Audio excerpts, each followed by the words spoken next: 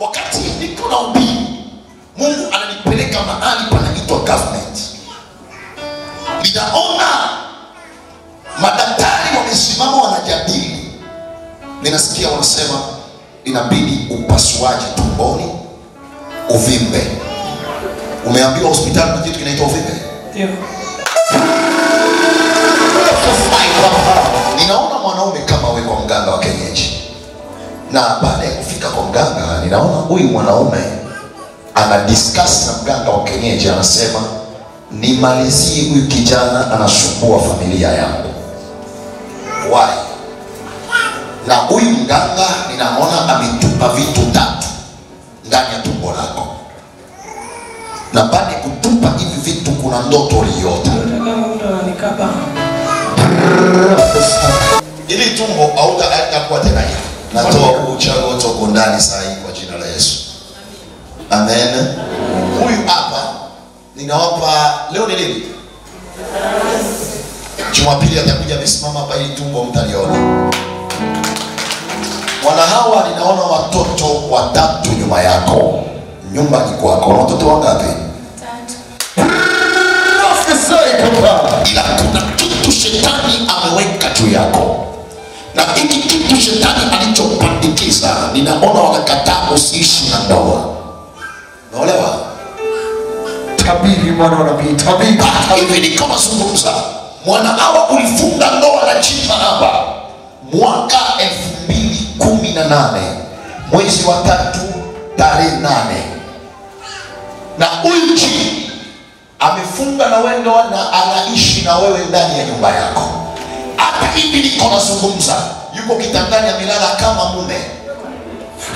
Kwa sababu ukifika usiku huwa unalala unakuta unavuliwa nguo kabisa na unafanya mapenzi.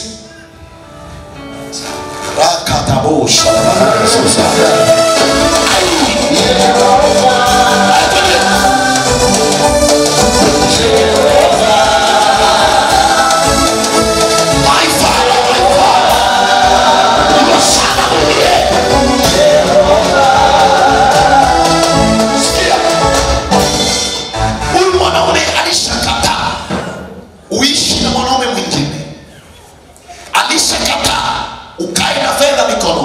amekumiliki. Mungu amenyambia leo anakuja kukata mkataba kati yako na huyo mwanaume. Amen. Unaweza niambia ukilala unaota nini? Na inatokeaje wakati unapoamka asubuhi?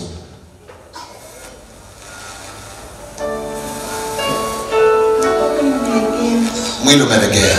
Ni lini ulikuwa umelala afu unaamka unakuta nguo zimevuliwa?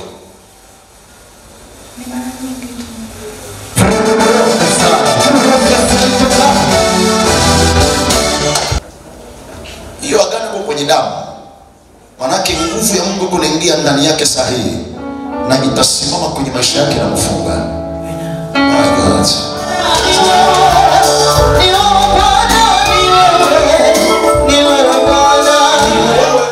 Wakati niko naongea kuhusu nyota, ninaona nyota kubwa juu yako.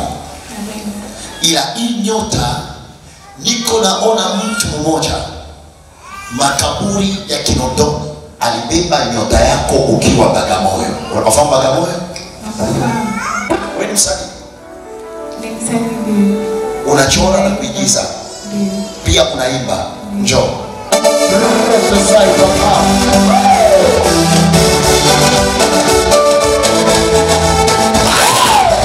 Nataka nikusaidie nini?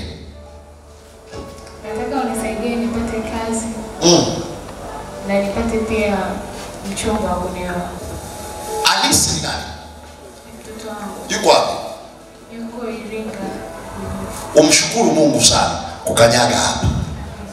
Bila wewe kukanyaga hapa usingefika Bagamoyo, ungepata taarifa ya msiba mtoto wako. Kwa sababu niko nasikia mtu eko nyuma yako amesimama anasema Asela. Asela nani?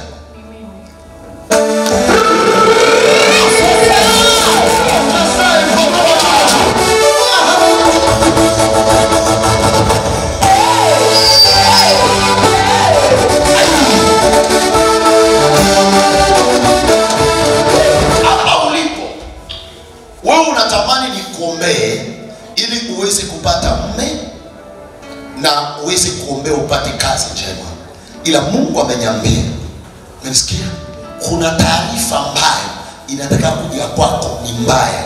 Taarifa ya watu hawa wawili. Taarifa ya kwanza ni ya Alice, taarifa ya pili iko Kilimanjaro. Unasikia? Niko naona mtu wa kike ndani ya jeneza, ila sijui. Wakati ulipoingia kwenye mlango, ulisikia mwili ukafanya kama una vibrate. Na hata nilikoongea kwenye pochi yako, kuna kitu umeona ndani ya begi lako. Nipatie begi.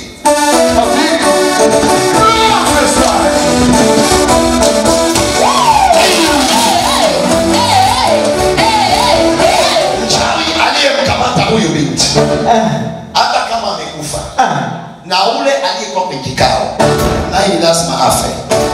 Mtoto wake atakufa, familia yake itaumia kwa jina la Yesu. Na kutoka kwake hapa, taarifa njema, kazi anayo. Amen. Na ndoa anayo. Amen. Sikia kwako. Wewe ndio ulikuja nayo. Ulichokiona huko ni nini? Niona irizi mbili. Irizi mbili nyekundu. Moja nyekundu na moja nyeusi. Wewe unaona irizi, bali kilichoko sio irizi. Kilichoko ni nyota yake iliyofungwa na utajiri wake uliokuwa umefungwa. Mungu ameniambia leo nichomoe huo uchawi wote na niachie amani itembee ndani yake. Naomba mafuta ya upako.